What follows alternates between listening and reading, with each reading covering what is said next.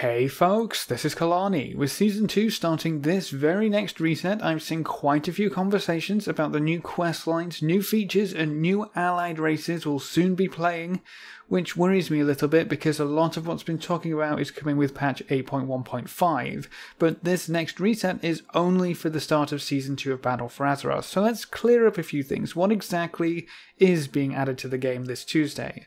The most anticipated addition, and probably the largest chunk of content we'll get for a little while, is the new raid. The Horde and the Alliance will be racing to the top of the temple for different reasons, while swapping back and forth between the two factions to see the entire story.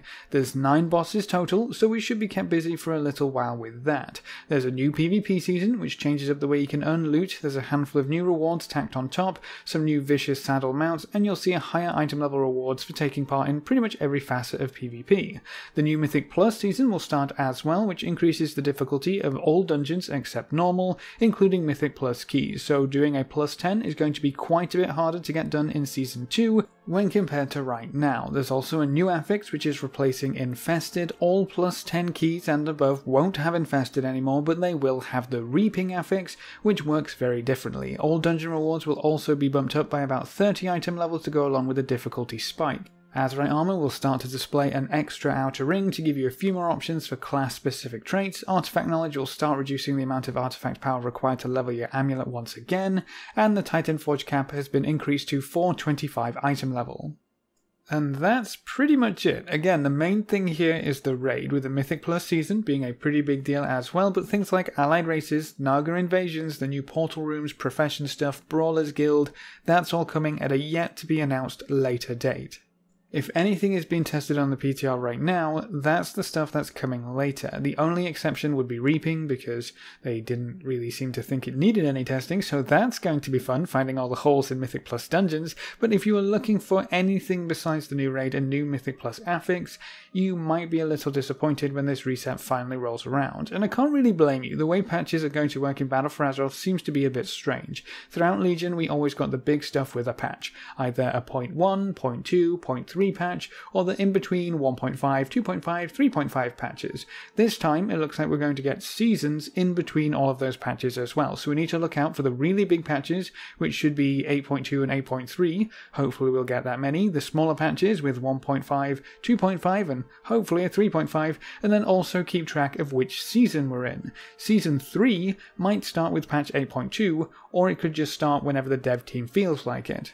This might be a case of not wanting to delay raid tiers longer than they have to by tying it to a patch that might not be ready yet, or this might be a special case of Battle of Desert Allure not being tied to patch 8.1 because of the holidays. I had honestly expected patch 8.1 a little earlier than December, but it doesn't really surprise me that they didn't want to open up the raid just before the holidays, so 8.1 might have been a little late, but then they also just didn't want to tie in the raid with it because they wanted to give us a bit of a break before we went back to raiding.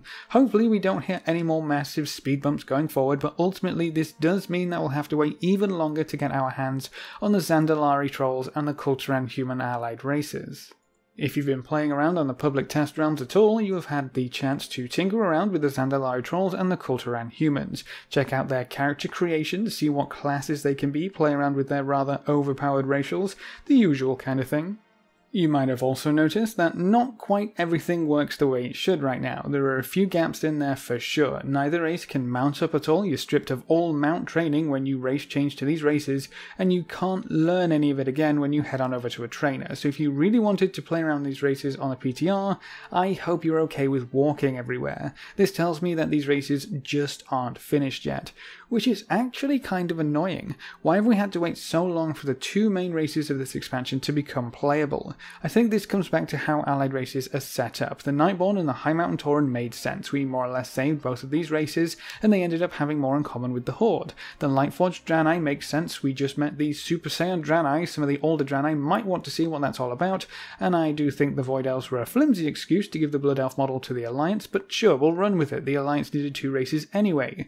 You could argue that the Lightforged Draenei and the High Mountain Tauren could have very easily been customization options tied into the original race's character creation, and I do wholeheartedly agree with that. The same goes for the two allied races that we've seen in Battle for Azeroth so far, the Dark Iron Dwarves and the Mag'har Orcs. They are different in-game for sure from their usual counterparts, and they come from different places, but they didn't necessarily have to be added as new races in the character creation menu.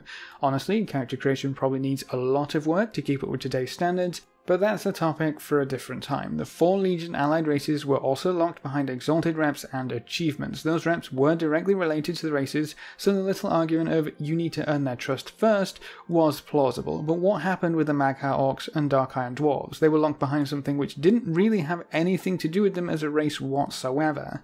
At that point, you have to ask yourself whether it was just time-gated for the sake of time-gating something, which probably isn't the best idea when BFA isn't doing so well. Having the option of playing these two races at the start might have kept a few extra players around.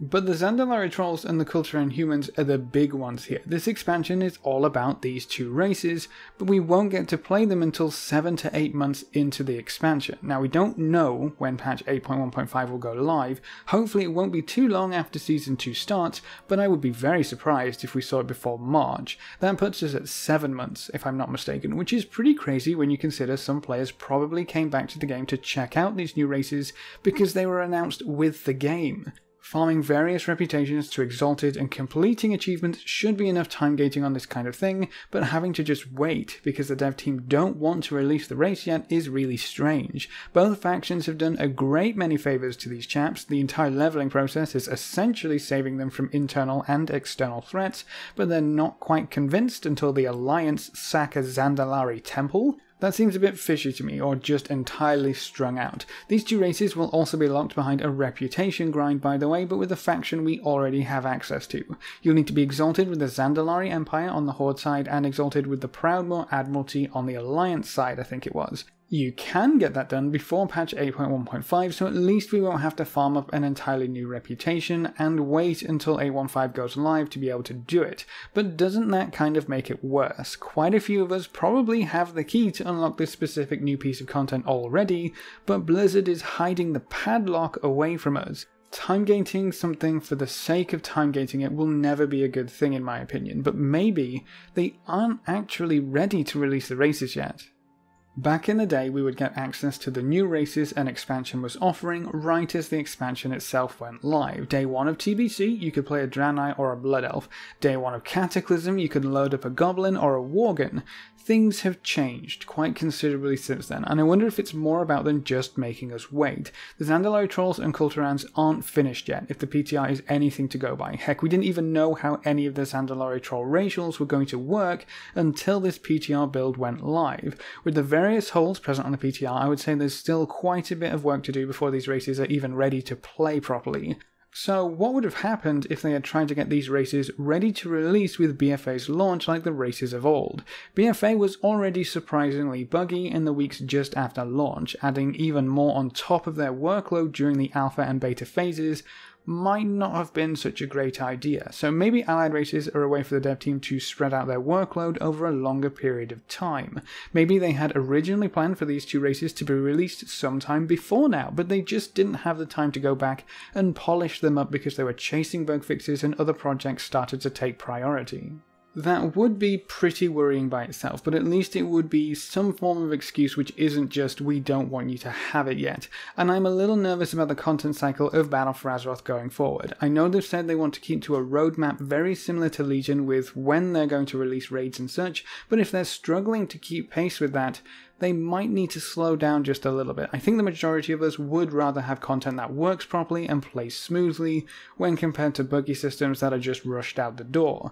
Either way, I don't think allied races should be put on the back burner for so long, and they probably work a lot better when they're introduced at the end of an expansion when we don't have quite as much to do. They could be part of an extended pre-patch story. Imagine if the Kul'tirans or the Zandalari came to us for help first. That would allow the dev team to introduce these races to us slowly, give us something to do at the end of an expansion, and we could learn and start to care about the places we were going to visit before we even get there. Maybe I'm just rambling at this point, but in my opinion, we should have had access to the Zandalari trolls and the Kul'tiran humans quite a while ago. Honestly, I'd be surprised if any of the excitement or any of the hype is still left over from the start of the expansion to actually play these races, unless the Zandalari troll racials don't get changed at all, and then, you know, half the raid guilds on Horde are probably going to be full of Zandalari, but we'll have to wait until patch 815 goes live, which has nothing to do with Season 2, which is going live next reset. I hope you all have a wonderful time in Battle of Zandalari. I'm super stoked to get some new gear and stomp all over the raid in that Mecha Talk encounter. I'm going to have a blast. How do you feel about Season 2 being separated from an actual patch? Why do you think we've had to wait so long for the Zandalari trolls and the Kul'tiran humans? Leave all your thoughts in the comments section below. A big thank you to all of our supporters over on Patreon. You can see their names floating by on screen. If you want to join these lovely guys and gals, you can find a link in the description below. Remember to leave a like just below the video before you leave, and if you want to see more, make sure to subscribe. But apart from that, thanks for watching folks, good luck and have fun, and as always I will see you next time.